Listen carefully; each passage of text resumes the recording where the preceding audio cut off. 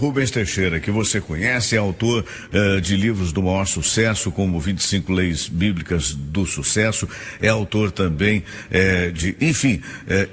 não só autor, ele é doutor em economia, é advogado, é engenheiro, é uma figura que realmente sempre tem aí uma participação importante no nosso programa. Muito bom dia, doutor Rubens. Bom dia, Fernando Sérgio. Bom dia aos queridos e queridos ouvintes da Super Rádio Tupi. Pois é, não posso me esquecer que o livro mais recente é o Sociedade com Deus, né, Rubens? O mais recente é Sociedade com Deus, e está vindo por aí o Como Você Vencer Quando Você Não É o Favorito. Que bacana. Título muito interessante, né? Que ótimo. Mas, meu caro doutor Rubens, a gente vive aquele momento natural que toda democracia vive, né? De 4 em 4 anos tem a troca ou a manutenção do presidente, do governador, dos deputados estaduais e federais. E nessa época há quem seja a favor das pesquisas, que saem praticamente de 2 em 2 dias e tal. E há aqueles que acham que a pesquisa, em última análise, acaba influenciando as pessoas. Qual é a sua avaliação com relação a essas pesquisas? Primeiramente, a gente tem que, quando for analisar o resultado de uma pesquisa, o ideal é que nós comparemos esse resultado com a pesquisa anterior do mesmo instituto. Por quê? Por causa da metodologia.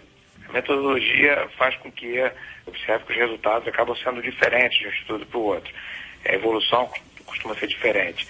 Então, para que nós tenhamos melhor sensibilidade, é bom que comparemos as pesquisas dos mesmos institutos de pesquisa, né? Com a anterior dos mesmos institutos de pesquisa. Agora, evidentemente que as pesquisas eleitorais acabam, de alguma maneira, influenciando sim. Porque se existem, por exemplo, vários candidatos, o eleitor percebe que ele é mais provável de vencer do que o outro, e ele, entre os 2 ou 3 primeiros, ele tem uma preferência, ele vai optar por aquele, eventualmente, tendência de alguns eleitores, de optar por aqueles que eles preferem, ou até com a intenção de votar contra o que ele não prefere, vamos dizer assim, um voto de rejeição. Sim. Então, de alguma maneira, acaba influenciando sim, mas no final das contas a tendência é o eleitor ele escolher ali o conjunto dos eleitores quem eles querem. Agora, as pesquisas influenciam, a propaganda eleitoral influencia a capacidade de fazer propaganda, né? Quer dizer, os recursos gastos em campanha influenciam, porque quem tem maior estrutura termina por ter maior visibilidade, porque a estrutura é paga, né, tal. Enfim, mas a pesquisa acaba, de alguma maneira, mostrando uma tendência e interagindo com o eleitorado e provocando efeitos, sim, é o que eu imagino. Pois é, e aqueles que imaginam, mas influencia de repente aquele que está em dúvida, não, vou votar naquele que vai ganhar, quer dizer, pode haver tudo isso. Agora, eu acho também que a pesquisa acaba balizando os candidatos, né? Porque se um candidato está numa situação que não é, digamos assim, muito favorável, através de uma pesquisa, desde que séria, ele tem a chance de repente, dar uma modificação na sua campanha de maneiras que possa realmente mudar um pouco o que não era favorável e transformar em favorável. O amigo pensa assim também? Não, com certeza. Os candidatos eles têm pesquisas quantitativas e qualitativas, né? Eles se utilizam de cada tipo de pesquisa para orientar os seus trabalhos de campanha, né? E identificar o que o eleitor quer, e isso ajuda a orientar, né, o candidato, sim. Agora, você fez um comentário que existem eleitores que querem votar no candidato que vai ganhar. Quer dizer, infelizmente, tem que tomar cuidado com isso, né? Porque tem que tomar, é uma competição em que, vou querer ficar junto com o que ganhou. O candidato que o eleitor vai escolher é o candidato que vai administrar, que vai comandar o processo de administração dos hospitais, das escolas, das obras públicas, dos recursos públicos, todos os serviços públicos atinentes à competência dele, por exemplo. Governo federal, governo estadual, governo municipal. Foi boa. A eleição agora é governo federal, governo estadual. Estadual. E também os deputados, né, que vão, e senadores que vão aprovar as leis, vão elaborar leis, enfim.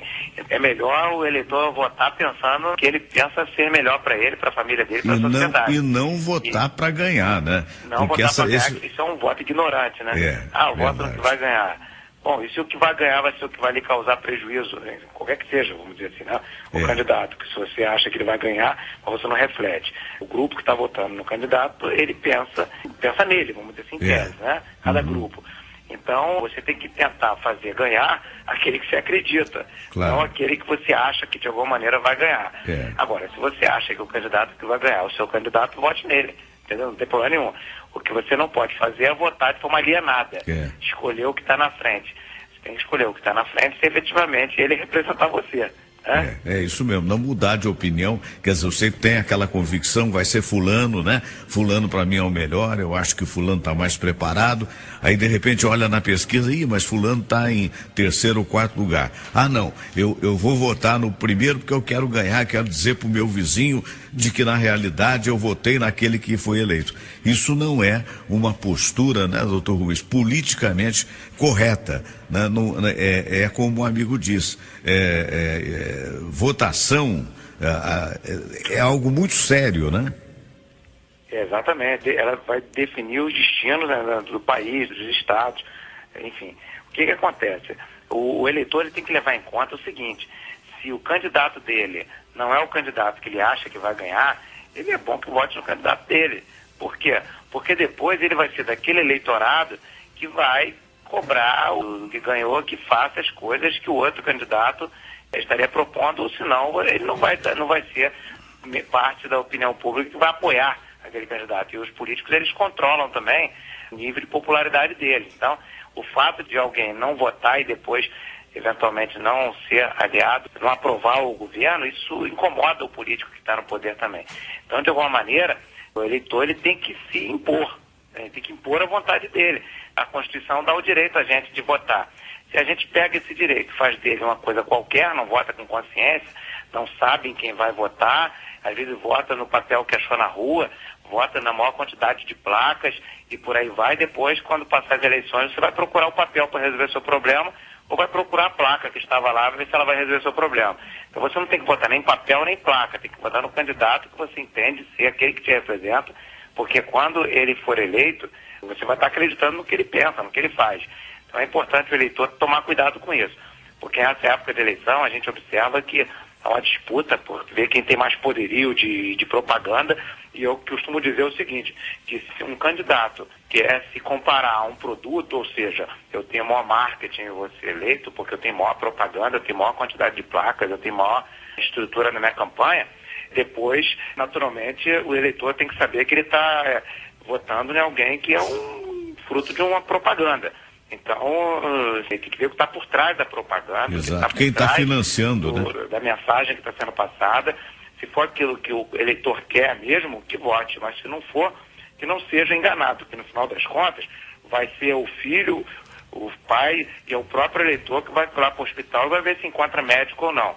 Eu costumo dizer que se nós não tomarmos cuidado, as criancinhas de 5 anos, daqui a 15, a 20 anos, vão ser os jovens subempregados e desempregados, se não tiverem boas escolas. Com certeza. Então, o candidato Dr. Rubens, que você vai votar, ele tem que cuidar, ele tem que demonstrar, tem que provar para você que vai cuidar para que o seu filho que tem 5 anos hoje, ou seu neto, daqui a 15 a 20 anos, não seja alguém que tem um diploma e não vai saber ler, não vai saber escrever, não passa vestibular. Então, uma coisa muito séria. Eu costumo dizer que se o eleitor não quer votar pensando nele, vote pelo menos pensando na geração, porque as crianças não têm culpa de nada e são elas que vão estudar em colégios que, se forem bons, elas vão ter um futuro bom, se forem ruins, elas vão ter um futuro ruim.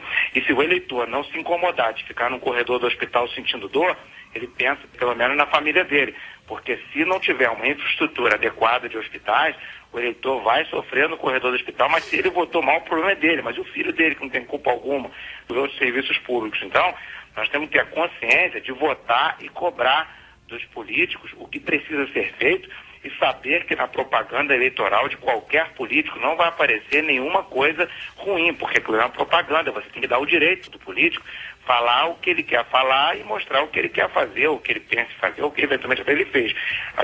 Quem sofre é que tem que identificar em que está sofrendo, por que está sofrendo e qual a solução que ele espera que seja tomada. Agora, se o eleitor não pensar nisso, depois não adianta botar a culpa no político, porque quem vai escolher os mandatários, né, os políticos, seremos nós.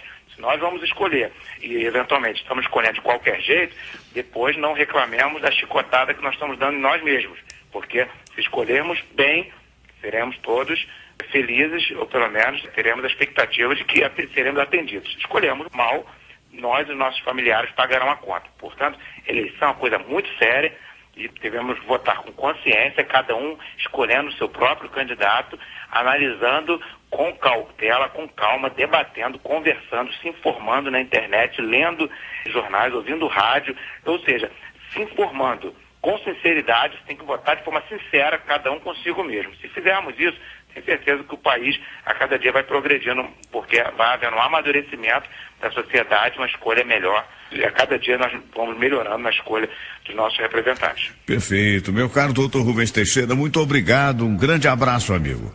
Um grande abraço a você, Fernando, e aos ouvintes da Super Rádio Tupi.